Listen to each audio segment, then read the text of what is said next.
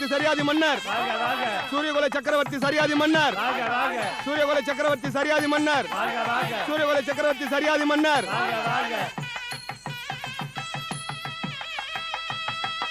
சூரிய குலத்து சரியாதி மன்னரின் புகழ் ஓங்கி வளர ஆதி பராசக்தி அருள் புரியட்டும். மாமன்னரின் கோரிக்கை நிறைவேறி சகல சௌபாகியங்களும் நிறைந்திருக்கட்டும். வாழ்க வளமுடன்.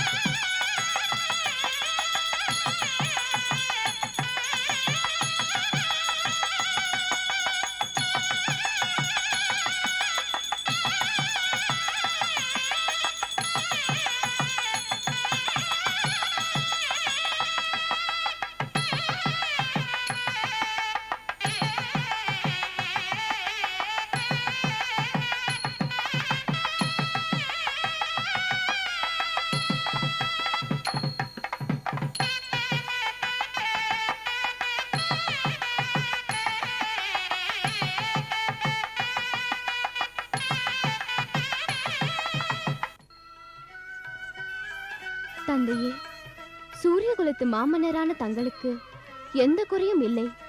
சரியாதி என்ற பெயரை சொன்னாலே சர்வ நாடுகளும் ஒடுங்கி போய் பிற நாட்டு மாமன்னர்கள் தலைவணங்கி நிற்கிறார்கள். அப்படி இருக்க தாங்கள் எந்த கோரிக்கைக்காக தேவியை வேண்டுகிறீர்கள்? மகளை பெற்றவனுக்கு அவளுக்கு தகுந்த மணாளன் கிடைக்க வேண்டும் என்பதே பெரும் கோரிக்கையாயிற்றே. பருவமடைந்த பெண்ணை உரிய காலத்தில் ஒருவனுக்கு மணமுடித்து தர வேண்டும். வருகின்ற கணவன் அவளுக்கு பொருத்தமானவனாகவும் அமைய வேண்டும். இதை அத்தனையும் வழங்கக்கூடியவள் அந்த ஆதிபராசக்தியை தவிர வேறு யார் இருக்கிறார்கள்? போங்களப்பா, அதற்குள் என்னை அரண்மனையிலிருந்து அனுப்ப பார்க்கிறீர்களா? தங்களிடமிருந்து என்னை பிரிக்க திட்டமிட்டு விட்டீர்களா?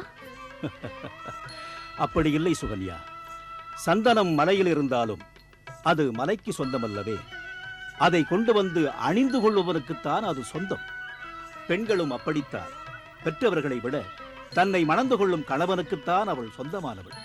சுவாமி, நம் மகளுக்கு வரும் மாப்பிள்ளை எப்படிப்பட்டவராக இருக்க வேண்டும் என்று நினைக்கிறீர்கள்? மகாராணி, ஒரு பெண்ணுக்கு மாப்பிள்ளை பார்க்கும்போது யார் யார் எதை விரும்புவார்கள் என்பதற்கு ஒரு பட்டியலே உண்டு. அப்படியா? எங்கே அதை சொல்லுங்கள் பார்ப்போம். அவசியம் சொல்கிறேன் மகாராணி. அந்த பெண் வரப்போகும் கணவனின் அழகை மட்டுமே பெரிதாக விரும்புவாளாம். பெண்ணின் தாயார் மணமகனின் செல்வத்தை மட்டுமே பிரதானமாக கவனிப்பாளாம். தந்தை மணமகன் தன் மகளை கண்கலங்காமல் பார்த்து கொள்ளும் உயர்ந்த குணமும் கல்வியும் கொண்டவனாக இருக்கிறானா என்று பார்ப்பாராம். சுற்றத்தார் தன் குலப்பெருமையை மட்டுமே பெரிதாக நினைப்பார்களாம். உண்மைதான். கேட்டாயா தேவி? ஒரு வகையில் பார்க்க போனால் மாப்பிள்ளை தேடும் பொழுது இவை அனைத்தையுமே பார்க்க வேண்டியது அவசியம் என்று தோன்றுகிறது. சரியாக சொன்னாய் தேவி. அத்துடன் அரசகுமாரன் என்றாலே அவனது முதல் தகுதி வீரம்தானே. போர் என்று சொன்னாலே யார் அந்த பகைவன் என்று பாய வேண்டும். சீறுகின்ற சிங்கமன் அவன் தனது கூர்வாளை வீசினார் 100 சிரங்கள் சாய வேண்டும். உண்மைதான் சுவாமி. பகைவரை வெல்லும் திறம் படைத்தவன் தான் தனது அரசை பாதுகாத்துக் கொள்ள முடியும். நம் மகளை மணப்பவன் 4 திசைகளையும் கட்டியாளும் மாவீரனாகத்தான் இருக்க வேண்டும். அரசே, உங்களுக்குள் விவாதித்துக் கொண்டிருந்தால் எப்படி? இளவரசி சுகன்யாவின் விருப்பத்தை தெரிந்து கொள்ள வேண்டாமா? நீ சொல்லம்மா. உனக்கு வரப்போகும் கணவன் எத்தகைய சிறப்பு கொண்டவனாக இருக்க வேண்டும்? போங்களப்பா.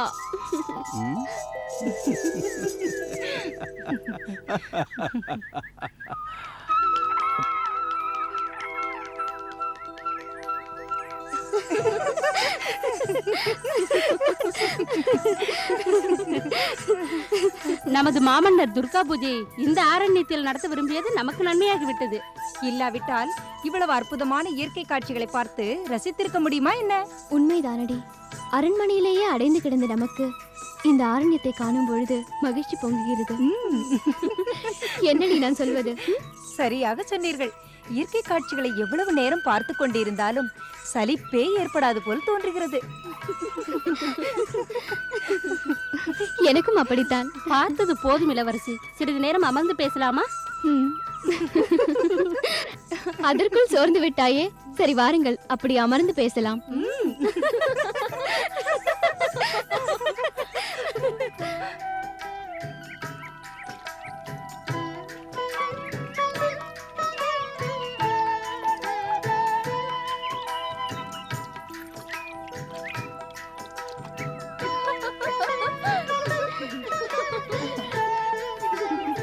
அடியே, உங்களுக்கு ஒரு சுவையான செய்தியை சொல்கிறேன். மல்லிகா, வாயை மூடிக்கொண்டு சும்மா இரு. வாயை மூடிக்கொண்டிருந்தால் உங்களுக்கு திருமண ஏற்பாடு நடப்பதை எப்படி சொல்வது? என்ன, நம் இளவரசியாருக்கு திருமணமா? எப்போது? யார் மாப்பிள்ளை? அதற்குள் அவசரப்பட்டால் எப்படி? முறைப்படி சுயவரம் நடந்தால் தானே இளவரசியார் தனக்குரிய மணமகனை தேர்ந்தெடுப்பார். ஆமாம், நம் இளவரசியார் எந்த நாட்டு மன்னரை தேர்ந்தெடுப்பார்? இவர் மனதுக்குள் இருப்பது யாருக்கு தெரியும்? பாஞ்சால நாட்டு மன்னர் நிருபதுங்கர் தான் நமது இளவரசியாருக்கு ஏற்றவர். ஏன், அவருக்கு என்ன? அந்த பாஞ்சால மன்னருக்கு ஏற்கனவே 2 மனைவிகள். பாஞ்சாலம் என்பதற்கு பொருத்தமாக பஞ்சகுமாரர்கள். புரியவில்லை? 5 பிள்ளைகள். அப்படியானால் காந்தார மன்னர் சித்திரசேனர்? அம்மாடியோ, நாம் அனைவரும் ஒன்று சேர்ந்தால் எப்படி இருக்கும்? அப்படி ஒரு உருவம். யானையும் அவரும் அசைந்து வந்தால் யானை முதலில் வந்துவிடும். அப்படியானால் சாளுவ மன்னர்? போர் என்று சொன்னால் கால்கள் பிடரில் இடிபட ஓடுவார். சரியான கோழை. எனக்கு வரும் கணவர் எப்படி இருக்க வேண்டும் தெரியுமா? சொல்லுங்கள் இளவரசி. அவரது வில்லிலிருந்து புறப்படும் பானங்கள் விண்ணை பிளந்து கொண்டு செல்ல வேண்டும். அப்புறம் இந்த கரையிலிருந்து வேலை வீசினால் அந்த கரையில் உள்ளவனின் மார்பை ஊடுருவிக் கொண்டு செல்ல வேண்டும். ஐயோ! களத்தின் நடுவில் நின்று வாளை சுழற்றினால் வீச்சுக்கு 100 தலை என்று மண்ணிலே உருள வேண்டும். என்னடி பார்க்கிறீர்கள்? சத்திரிய தர்மம் என்பது யுத்த களத்தில் தான் தீர்மானிக்கப்படுகிறது. தீரமில்லாத வாழ்க்கையில் சாரமில்லை. விளையாட்டில் கூட வீரம் வேண்டுமடி. அப்படியானால் நாம் எல்லோரும் வீர விளையாட்டு விளையாடலாமா? வீர விளையாட்டா? விளையாடுவோம்.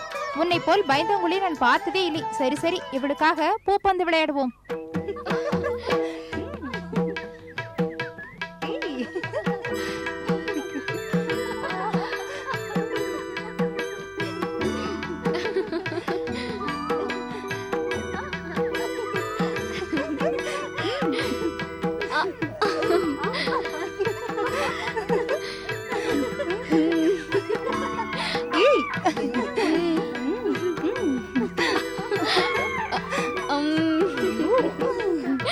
மல்லிகா, ஏய், பிடி. இந்தா, இங்கே.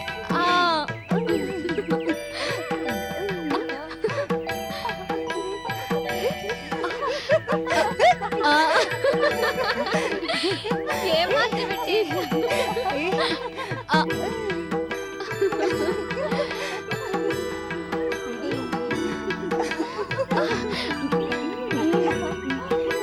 எனக்கு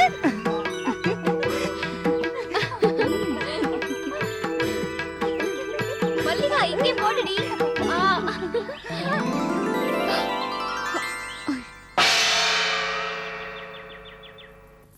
நில்லுங்கள் இளவரசி. ஏன்? அங்கே பாம்பு புற்று இருப்பது தெரியவில்லை? ஆமாம், அதனால் என்ன? உங்களுக்கு பயமாக இருந்தால் இங்கேயே நில்லுங்கள். நான் சென்று எடுத்து வருகிறேன். வேண்டாம் இளவரசி, அந்த இடம் ஆபத்தானது. இருக்கட்டுமே, எனக்கொன்றும் பயமில்லை. நான் சென்று எடுத்து வருகிறேன். சொன்னால் கேளுங்கள் இளவரசி. மன்னருக்கு தெரிந்தால் கோபித்துக் கொள்வார். ஒன்றும் கோபிக்க மாட்டார். நான் பார்த்துக் கொள்கிறேன். பிடிவாதம் வேண்டாம், வாருங்கள். வாருங்கள். ஆமாம், வாருங்கள். விடுங்கடி. ஏதாவது ஒன்று நேர்ந்தால் மன்னருக்கு யார் பதில் சொல்வது? பேசாமல் வாருங்கள். விடுங்கள் என்னை.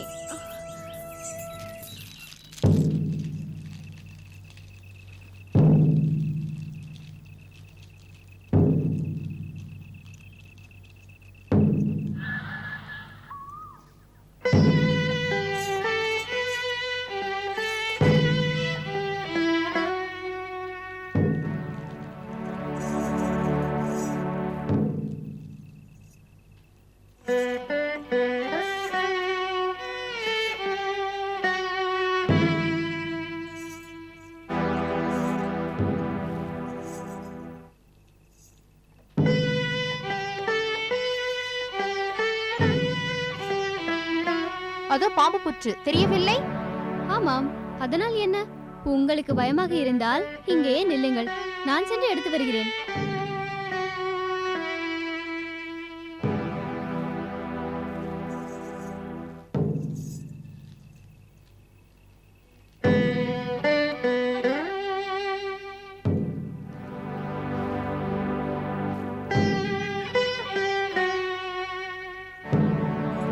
வேண்டாம் இளவரசி, அந்த இடம் ஆபத்தானது. சொன்னால் கேளுங்கள் இளவரசி, மன்னருக்கு தெரிந்தால் கோபித்துக் கொள்வார்.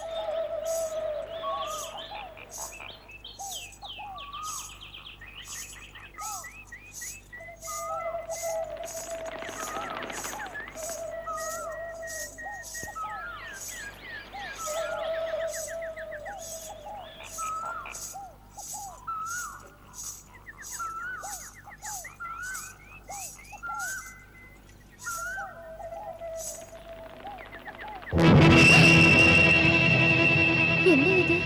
புற்றுக்குள்ளிருந்து ஒளி வருகிறது.